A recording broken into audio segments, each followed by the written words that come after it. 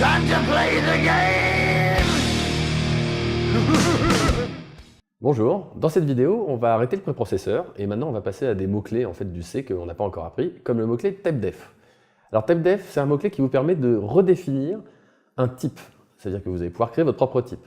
Il y a des grosses différences avec le define justement, qui tout à l'heure était une macro qui permettait de faire un remplacement en fait mot à mot, alors que là, le typedef, c'est vraiment vous créez un nouveau type et vous allez voir que je vais vous montrer les quelques différences qu'il y a entre le typedef et le define. Donc, comment est-ce qu'on crée un typedef? Tout bête, déjà typedef, le type de base que vous voulez transformer, donc par exemple int, et maintenant j'aimerais en fait que mon type int s'appelle cacahuète. Donc, vu que ce n'est pas un mot du préprocesseur, c'est quelque chose d'exécutable, vous allez voir. Donc, résultat des courses, il faut mettre un point virgule à la fin. Ça, c'est un truc important. Donc, maintenant que j'ai fait ça, normalement, là, en dessous de mon code, je vais pouvoir marquer cacahuète, la variable a par exemple, et puis ensuite je vais faire a est égal à 10, et normalement, si tout va bien, j'arrive à compiler en fait sans aucune erreur, etc. Bon, donc là, pour le moment, vous ne voyez pas vraiment de différence avec le define, parce que le define, à part que le fait que ce soit inversé, c'est-à-dire que le define, en fait, cacahuète, c'était ce qui est marqué à gauche, et en fait, à droite, c'est ce que ça a remplacé. La vraie différence, c'est que déjà, c'est fait au moment de la compilation, c'est pas le préprocesseur qui va s'occuper de ça. Donc ça impose d'autres choses, ça veut dire que le typedef, il subit aussi le scope. Qu'est-ce que ça veut dire que le typedef subit le scope? Ça veut dire qu'en fonction de l'endroit où je vais le mettre, le typedef, eh ben, il va agir que dans une certaine partie. Là, par exemple, le typedef ne va agir que dans le main.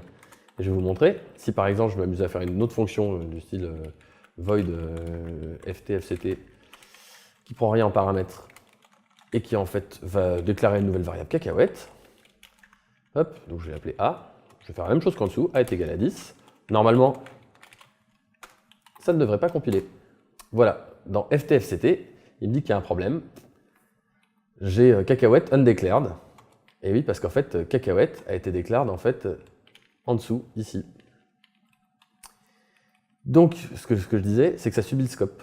Si je remets en fait le typedef tout en haut, en dehors du scope, bon, c'est pas la norme, mais c'est pas grave, hop, là ça compile.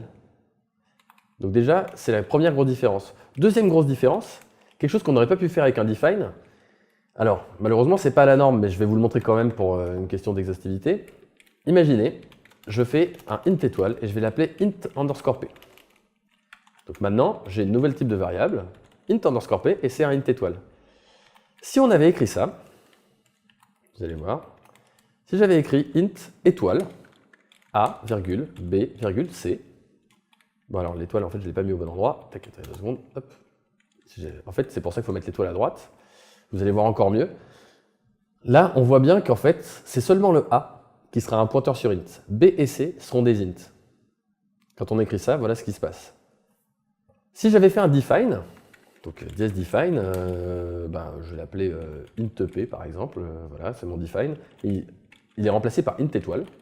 Donc si ici, j'avais marqué int_p, c'est exactement la même chose. En fait, l'étoile, je vous ai dit, là, elle était à gauche au lieu d'être à droite, parce que c'est un remplacement mot à mot. Donc à partir de là, mon A sera un int étoile, mais par contre, mon B et mon C, ce seront des int.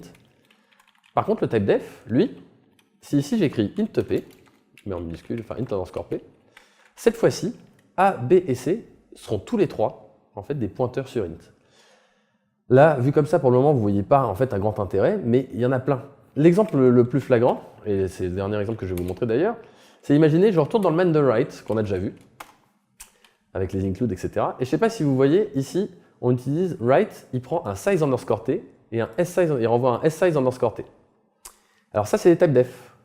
C'est les typedef, donc ça veut dire que si un jour, la personne qui a écrit write, elle a envie de modifier en fait le type de données, et ben l'avantage du typedef, c'est que vous, en faisant un include de UniSTD, normalement, vous avez le typedef de size_t. Si demain, ils veulent changer ça et faire en sorte que size_t, ce soit plus un unsigned int, mais un long unsigned int, par exemple, il suffit de le changer à un seul endroit. Et si vous, dans votre code, vous avez utilisé des size_t, alors vous aurez aussi changé, ce sera aussi des long unsigned int.